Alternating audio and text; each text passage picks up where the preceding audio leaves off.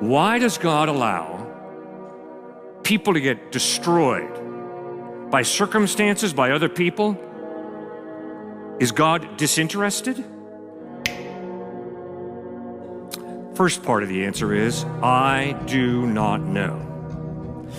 I don't know why God allowed evil and suffering. For thousands of years, philosophers and theologians far more intelligent than me have struggled with that issue, and they've never come up with an ultimate answer. And the Bible does not answer that question ultimately.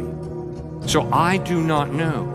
And I can promise you, in 1997, when I went out to Madison, Wisconsin, where my brother, younger brother, was a transplant surgeon, transplanting kidneys and livers, I went out there because his 7-year-old daughter had just been crushed in a car accident to death.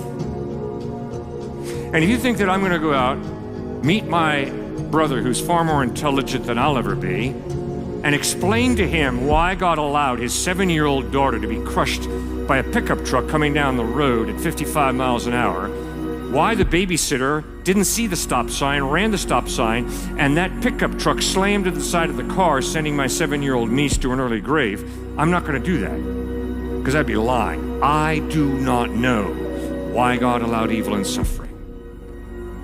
Yeah, but come on, Cliff, you got to think. Well, yeah, we do have to think. You're right. And one of my thoughts on the issue is this, which I think is very biblical. God chose to limit his power by creating us with a free will. Which means I can either pull out my wallet and give you money to eat lunch, or I can roll this hand into a fist, send it crashing into your handsome face. I am free to do either.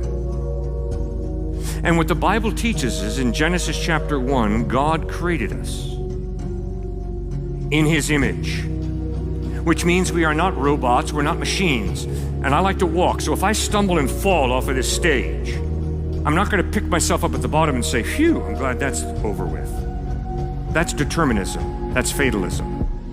God creates us in his image, which means we're not robots. We're not machines. We're human beings created with a soul, a personality. But it also means we got a free will. And if we want to abuse our free will, we can go right ahead and do it. But there will be a day of judgment when God promises to hold us responsible for the free decisions that we have made. And that's why Joshua stands before the people of Israel and says, if serving the Lord seems undesirable to you, then choose for yourselves this day whom you will serve. But as for me and my house, we will serve the Lord.